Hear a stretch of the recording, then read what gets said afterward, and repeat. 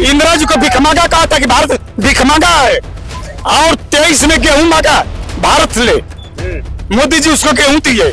क्या में गए थे मोदी? ये आदमी तो बकवास कर रहा है, इसको पता नहीं कल का बच्चा है। ये कि 2014 के बाद से जितनी पुल बनी है क्यों गिर रही है? ये तो मोदी जी ने बनवाया ना। जब कांग्रेस की सरकार थी एक भी पुल अभी तक नहीं गिरा। अमेरिका बोले, सारा अमेरिका के देश बोले मोदी हमारा नेता है, मोदी अब सरकार का नेता है, दुनिया का नेता। देखिए, जहाँ तक विकसित की भारत की बात है, हम प्रधानमंत्री जी को एक तो ये कि जो तीसरी बार प्रधानमंत्री बने इसकी हार्दिक बधाई देते हैं, लेकिन अगर वो सचमुच विकसित भारत बनाना चाहते हैं तो उन्हें केंद्र सरकार और राज्य सरकारें हैं और केंद्र शासित सरकारें, जहां विधानसभा है या नहीं है, सब में एक राष्ट्रीय सहमति बनाने की जरूरत है।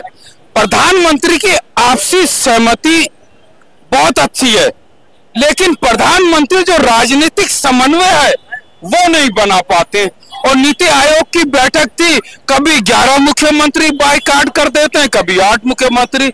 इसका मतलब ये कमजोरी विपक्ष की नहीं है, ये कमजोरी प्रधानमंत्री की है कि अगर परिवार में अगर झगड़ा होता है और वो झगड़ा नहीं निपट पाता है, वो परिवार के मुखिया की जिम्मेदारी होती है।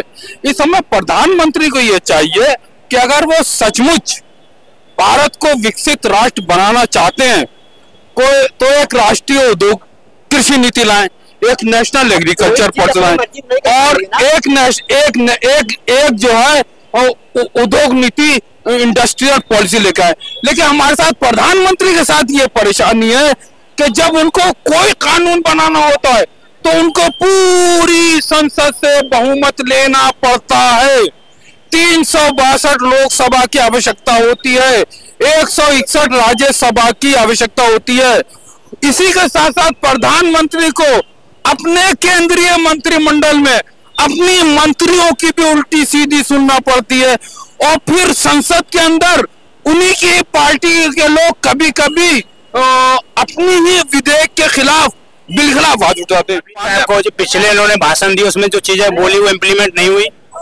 देखिए, प्रधानमंत्री ने विकसित भारत का 10 साल से नारा लगा रहे थे। इन्होंने कहा, ये जब 2014 में जब ये प्रधानमंत्री बने, इन्होंने कहा मैं वो गलतियां नहीं करूंगा जो दूसरे प्रधानमंत्रियों ने बनी। लेकिन आज प्रधानमंत्री बजट के ऊपर भी बोले भारत सरकार के, लेकिन प्रधानमंत्री ने अपने ही बजट के ऊपर, किसी प्रधानमंत्री ने साल भर तक अपने पूरे बजट का मूल्यांकन, जायजा एनालिसिस नहीं किया, असेसमेंट नहीं किया। इन प्रधानमंत्री ने 2014 से लेकर अब तक अपने किसी भारत सरकार के पूरे बजट का साल भर का मूल्यांकन, असेसमेंट, जायजा नहीं लिया।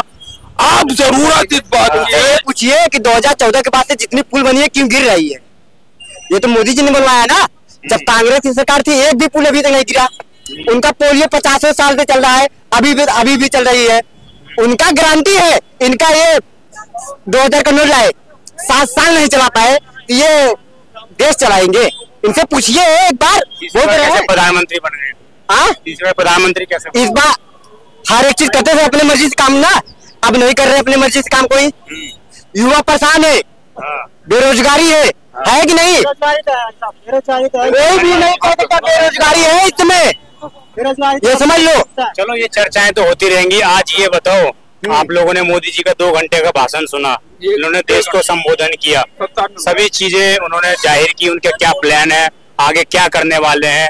तो उसमें क्या चीज आपको आशा उम्मीद लगी कि 2047 में जो मोदी सरकार और ये चीज चल रही है कि हम विकसित भारत हो जाएंगे, विकसित राष्ट्र हो जाएंगे, क्या भारत उसमें शामिल हो पाएगा कि नहीं? बिल्कुल बिल्कुल हो पाएगा। हमारा देश भारत बिल्कुल हो जाएगा। आने वाले टाइम में हमारा भारत को कोई जानता नहीं था, लेकिन अभी आप मोदी अगर कहीं भी ऑल ओवर इंडिया में चल जाते हैं, सिर्फ भारत का नाम लेते हैं तो लोग हमें बहुत तरह इज्जत देते हैं, बहुत प्यार देते हैं। क्यों? क्योंकि मोदी की वजह से, कि उन्होंने बहुत अच्छा काम किया है और ऐसा ही काम करते रहे।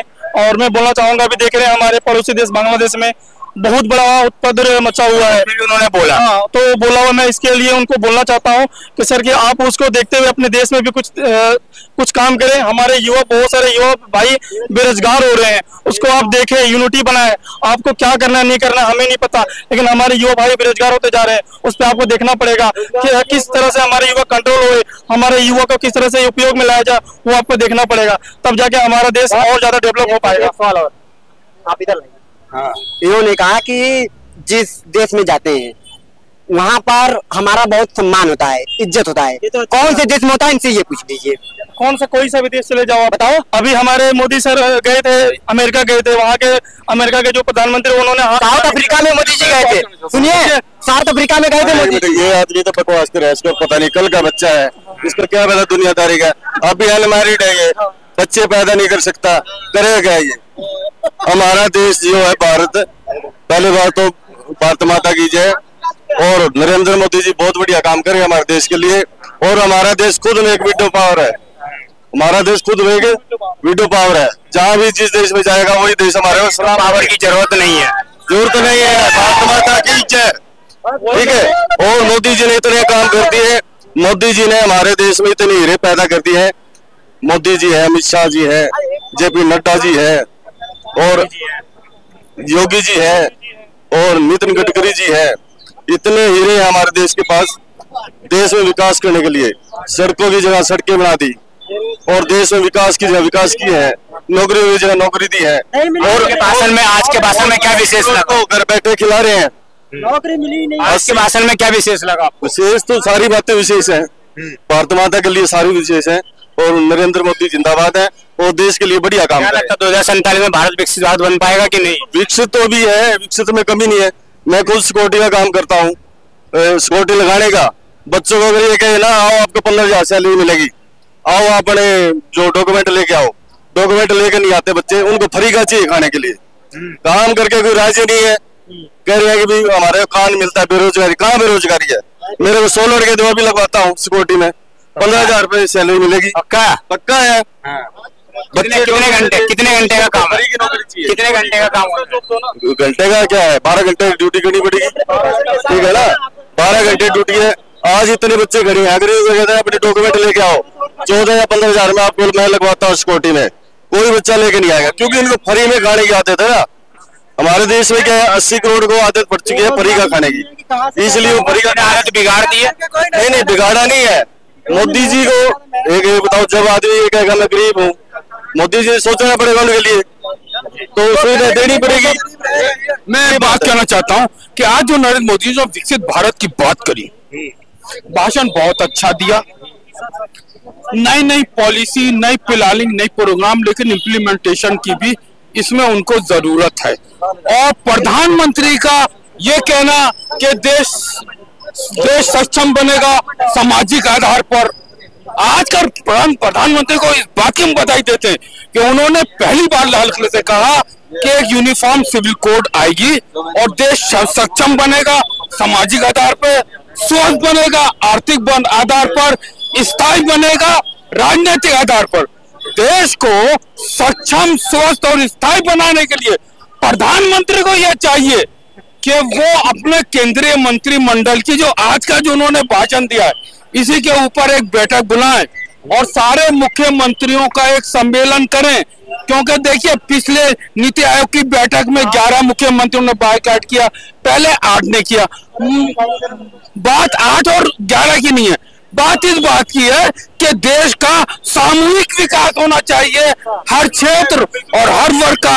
आज जो प्रधानमंत्री ने जो भाषण दिया है, इसके लिए उन्हें एक नई रूपरेखा और दिशा के साथ साथ वो तो बोल तो रहे हैं कि मैं मेहनत करूंगा, आप लोगों के साथ 24/7 करूंगा। एक नरेंद्र मोदी से काम नहीं चलेगा। वो कह रहे हैं भारत की 140 करोड़ जो है मेरा परिवार है, तो पूरे परिवार को उनको साथ लेके चलना है, जो वो मुख्यमंत्रियों के सम्मेलन में नहीं लेके चल पा रहे। उन्हीं के ही और केंद्रीय मंत्रिमंडल के सारे मंत्री, उनके सारे मंत्री बैठक में नहीं आते। मैंने विज्ञान भवन में मुख्यमंत्रियों का सम्मेलन अटेंड किया, मैंने प्रधानमंत्री का भाषण सुन क्या ममता के ऐसा है, ममता बनर्जी थी, सुनो, नरेंद्र मोदी की वजह से विदेशों में गरीब घर का लड़का भी विदेश में जैसे अमेरिका, कनाडा, इंग्लैंड, जिस मर्जी देश में, ये मोदी जी की मेहरबानी है। सभी रास्ते खुल चुके हैं मोदी जी की। जो अमेरिका ये गोल्डन है, अमेरिका ये कहता था मैं मोदी जी को वीजा नहीं दूंगा, आज वो पैर पकड़ता है मोदी जी के। ये कहता था मैं मोदी जी को वीजा नहीं दूंगा, आज वो पैर पकड़ता है मोदी जी के। और देश के इंडिया के गरीब से गरीब बच्चे को वीजा देने के करोड़ों बच्चे विदेशों में जा चुके हैं। 60 में इंदिरा जी के समय इंदिरा जी को भिखमंगा कहा था कि भारत भिखमंगा है, और 23 में गेहूं मांगा भारत ले, मोदी जी उसको गेहूं दिए, तो अब भिखमंगा कौन हुआ? अमेरिका ना, अमेरिका हुआ। मोदी जी ने अमेरिका को भिखमंगा बना दिया। हाँ, मोदी जी ने अमेरिका को भिखमंगा बना दिया। सही बात। और जनाब ग्रुप 20 में भारत के प्रधानमंत्री ने अमेरिका के राष्ट्रपति को पटक भी दिया। ग्रुप 20 G20 में भारत के प्रधानमंत्री, मैं लमदार अब्बास ये कहना चाहता हूँ, ग्रुप 20 G20 में भारत के प्रधानमंत्री ने अमेरिका के राष्ट्रपति को पटक दिया। और यूनाइटेड नेशन में 193 देशों का जब इलेक्शन हुआ तो भारत को कितने देशों ने वोट दिया? 184। मोदी ने रिकॉर्ड कायम किया है, जो पूरी दुनिया के संयुक्त राष्ट्र यूनाइटेड नेशन के रिकॉर्ड में कोई देश इतने वोट नहीं ला पाया। इसलिए आज नरेंद्र मोदी न केवल हिंदुस्तान भारत का नेता है, बल्कि पूरी दुनिया का नेता है। आज एशिया, और बात भारत ही नहीं, सारे एशिया के देश बोले नरेंद्र मोदी हमारा नेता है, भारत बोले नरेंद्र मोदी हमारा नेता है, एशिया के सारे देश बोले नरेंद्र मोदी हमारा नेता है, अफ्रीका के भारत के सारे देश बोले नरेंद्र मोदी हमारा नेता है, अफ्रीका के सारे देश बोले नरेंद्र मोदी हमारा नेता है, भारत के सब देश बोले, ऑस्ट्रेलिया बोले हमारा मोदी हमारा नेता है, अरे अमेरिका बोले, सारे अमेरिका के देश बोले मोदी हमारा नेता है। मोदी अब संसार का नेता है, दुनिया का नेता है।